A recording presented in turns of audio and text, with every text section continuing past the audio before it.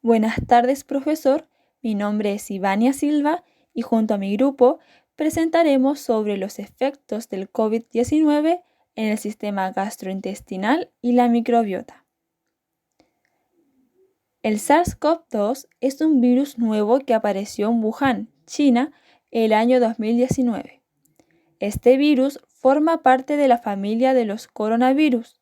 Su principal vía de transmisión es a través de gotitas aerosolizadas y ha ocasionado un brote de infección respiratoria aguda, el cual se caracteriza por presentar síntomas respiratorios leves, pudiendo llegar a una neumonía grave y sepsis. Este virus se ha expandido rápidamente a nivel mundial, produciendo una mortalidad muy elevada, y debido a esto es que la Organización Mundial de la Salud lo llama pandemia. El SARS-CoV-2 afecta principalmente al sistema respiratorio. No obstante, también puede perjudicar otros órganos, tales como el hígado y el tracto digestivo. Habitualmente, los síntomas encontrados en los pacientes infectados son diarrea y anorexia, y también se puede detectar, en la mitad de los casos, ARN viral en las heces, potenciando otra manera de transmisión y diagnóstico. En el presente gráfico se muestran las manifestaciones clínicas de la infección por COVID-19. Podemos darnos cuenta de que dentro de los síntomas, un porcentaje importante corresponde a sintomatología relacionada al sistema gastrointestinal. Cabe destacar que en China la prevalencia total de los síntomas digestivos mencionados fue del 16,1% frente al 33,4% en el resto de países. A continuación, se profundizará acerca de la afección que produce el SARS-CoV-2 en el tracto gastrointestinal. Con respecto a la fisiopatología en el tracto gastrointestinal por SARS-CoV-2, se puede dividir en dos etapas. Primer paso de infección. En el tracto digestivo, el SARS-CoV-2 usa el mecanismo asociado a la enzima convertidora de angiotensina 2, en la cual esta última se utiliza como receptora y así el virus puede usarla como medio para infectar el organismo. Esto puede verse corroborado por los análisis realizados por Chang y colaboradores, donde se evidencia la expresión de ECA2 en diferentes zonas del tracto gastrointestinal, entre estas el esófago, estómago, ilion y colon. El receptor ECA2 es 100 veces más abundante en las células epiteliales del tracto gastrointestinal que en el pulmón. Asimismo, el ilion y el colon son los territorios donde se observó una mayor expresión del ECA2. La unión celular afectada serían los enterocitos absorbentes, los cuales, al ser invadidos por el virus, generan alteraciones en el sistema digestivo, conduciendo a diarrea y otros síntomas en pacientes infectados. Para iniciar el proceso de infección en la célula huésped, debe darse la unión entre la proteína spike del virus y el receptor de la AC2 en la superficie celular. La proteína spike de SARS-CoV-2 posee dos unidades. La subunidad S1 es la que interacciona y se une al receptor AC2 por medio del dominio de unión al receptor, mientras que la subunidad S2, la fusión de la membrana del virus con la de la célula huésped. Para que el virus complete la entrada a la célula hospedera, la proteína spike debe ser cortada o escindida por una enzima proteasa. La escisión de esta proteína ocurre en dos diferentes posiciones de la subunidad S2, y esto contribuye a la separación de la unión RBD de la subunidad S1 con el receptor AC2 y a la posterior fusión de las membranas, facilitando así la entrada del virus mediante endocitosis. Segundo paso de infección. Luego de que el virus ingresa a la célula huésped, empieza a realizar el proceso de replicación del RNA, generando nuevos viriones, los cuales serán liberados al tracto gastrointestinal. Esto puede confirmarse mediante la detección de ARN de virus en muestras de heces incluso hasta en 5 semanas después de que los resultados de las muestras respiratorias sean negativas, mostrando una posible forma de transmisión del virus. Los viriones liberados son capaces de destruir los enterocitos, potenciar respuestas inmunes y provocar un desorden en el aumento de las citoquinas. En pacientes infectados, este desorden de citocinas ocurre junto con reacciones inflamatorias, respuestas inmunes alteradas y trastornos orgánicos, pudiendo ocasionar lesiones gastrointestinales, provocando patologías graves e incluso la muerte. En el esquema se puede observar el mecanismo de patogénesis de SARS-CoV-2 de forma más específica. La infección por SARS-CoV-2 comienza con la unión de la proteína Spike con el receptor AC2 en la célula huésped.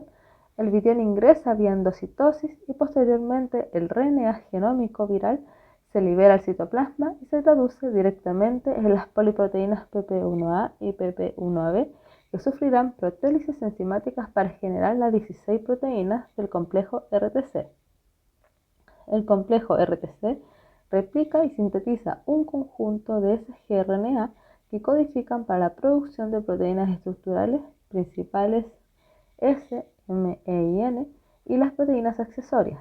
Todas estas proteínas, junto con la nucleópside, serán ensambladas a nivel del complejo de Golgi para formar las nuevas partículas víricas y así finalmente ser liberadas de la célula infectada. El SARS-CoV-2 altera el equilibrio de la microbiota, es decir, provoca una disbiosis microbiana debido a los estímulos inflamatorios que genera la expresión de productos y citocina, lo que induce a un ambiente inflamatorio. Además, las citocinas intestinales se pueden liberar al sistema circulatorio, aumentando la inflamación sistémica de COVID-19. Una inflamación combinada puede potencialmente iniciar una reacción inmunológica que podría causar más daño que el propio virus. De esta manera, es necesario conocer las vías de la citocina al hospedador y las interacciones de la microbiota con la respuesta a las citocinas en la infección por SARS-CoV-2, con el fin de desarrollar nuevos enfoques de tratamiento, por lo que es esencial investigar cómo interactúan las bacterias intestinales en respuesta a la infección.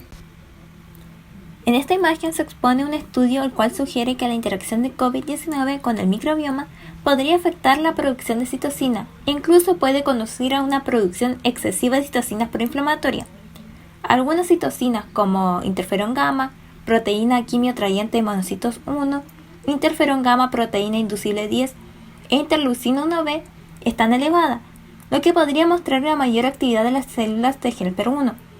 Por lo tanto, existe la posibilidad de que el COVID-19 interactúe con los microbios intestinales, lo que podría conducir a una mayor inducción de las células inmunes, por lo que la microbiota intestinal tiene un papel más importante en la inmunidad del huésped y el SARS-CoV-2 podría estar interactuando con el microbioma intestinal y podría estar infectando a los enterocitos para inducir los síntomas gastrointestinales. Entre los pacientes con COVID-19, un aumento de la puntuación de riesgo protómico en sangre o examen PRS se asoció con el riesgo de convertirse en una infección clínicamente grave.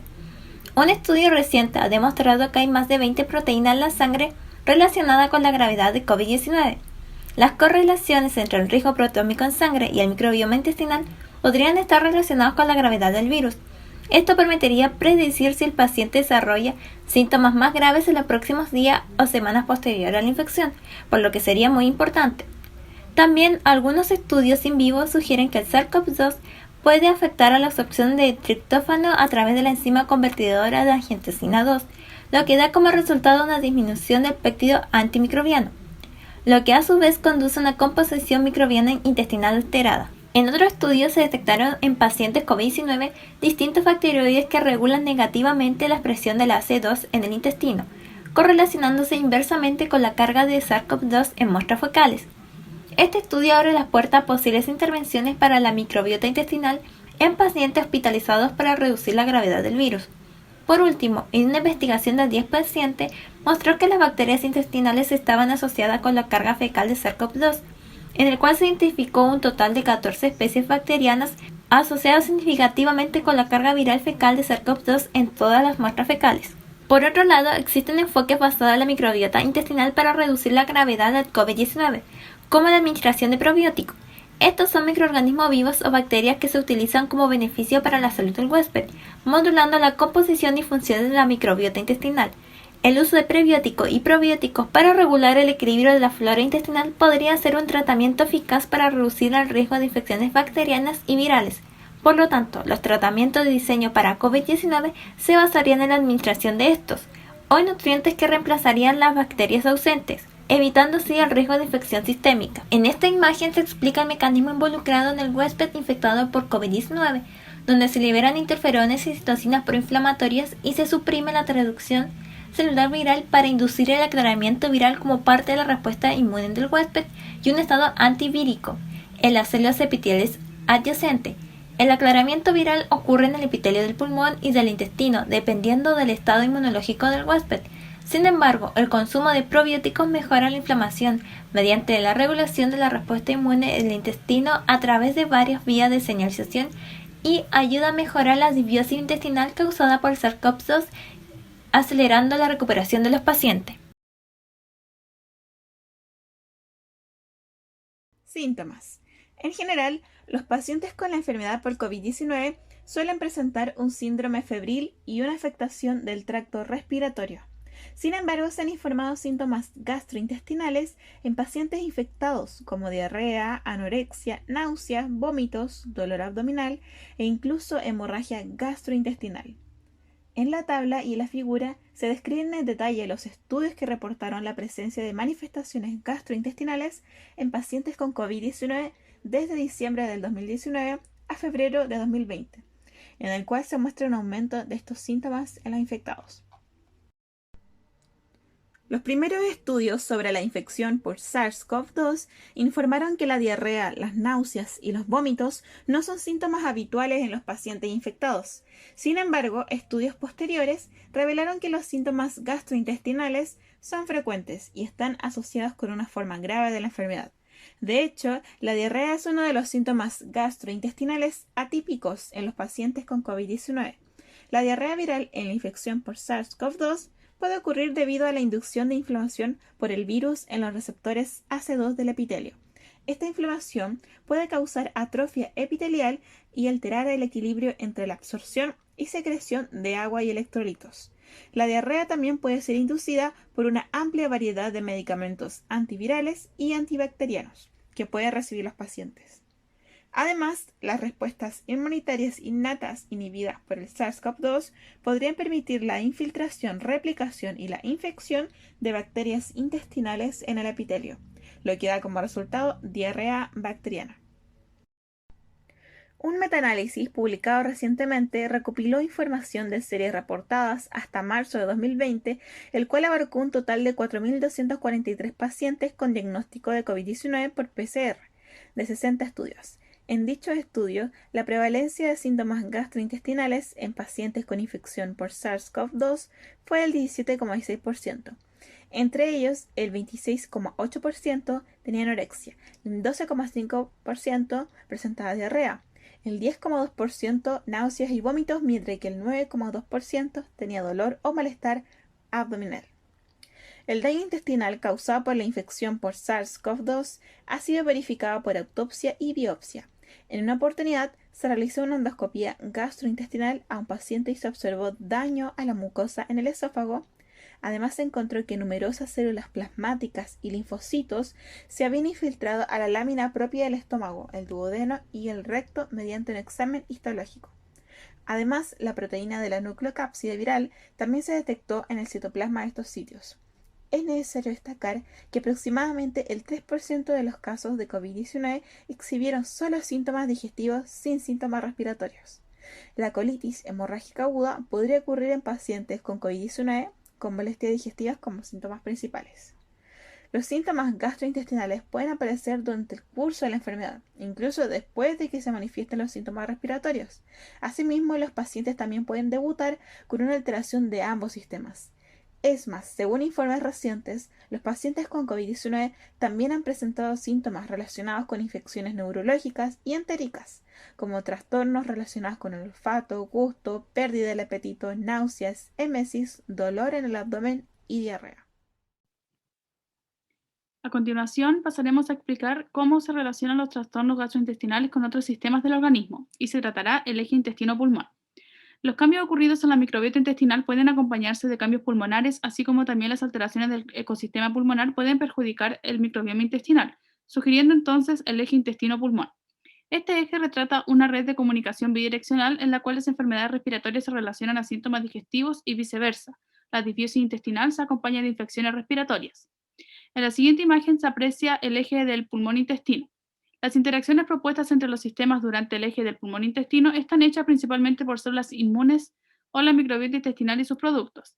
La microbiota y sus productos que ingresan a la mucosa intestinal son fagocitados por las células presentadoras de antígeno, lo que lleva a su transferencia a los ganglios linfáticos mesentéricos que podrían estimular las células B y T. Una vez activadas, estas células pueden reubicarse en el sitio original, es decir, la mucosa intestinal, o hacia un sitio diferente, por ejemplo, los pulmones. El segundo mecanismo propuesto incluye la transferencia de bacterias supervivientes o productos bacterianos a los pulmones por la sangre o el sistema linfático, lo que provoca una respuesta inmunológica general o local que conduce a un mayor daño pulmonar. Se puede confirmar este eje cuando, después de la infección de células pulmonares con el virus, se producen alteraciones inmunes del intestino y diarrea. Esto debido al efecto que producen las células TCD4 positivo, las cuales provienen del eje intestino-pulmón. También trataremos el eje intestino-cerebro. Este eje es un sistema bidireccional que conecta los centros cognitivos del cerebro con el funcionamiento periférico del tracto digestivo. En presencia de una disbiosis, es decir, cambios en la composición normal de la microbiota intestinal, se producen cambios en la motilidad gastrointestinal, afecta las secreciones y genera una hipersensibilidad visceral. Ante esto se alteran las células neuroendocrinas y las del sistema inmune, influyendo en los diversos niveles de neurotransmisores, traduciéndose en diversas manifestaciones de tipo psiquiátricas. Influyen en cambios de comportamiento como depresión, delirio y confusión. Esto a su vez probablemente esté asociado con la tasa de absorción de TRP de HIT y la producción de 5-HT en los tejidos cerebrales. Las células inmunitarias y los mediadores inflamatorios desempeñan diversas funciones en la comunicación del eje intestino-cerebro, que van desde el papel fisiológico en el sueño y la memoria hasta el papel fisiopatológico en las condiciones neuropsiquiátricas.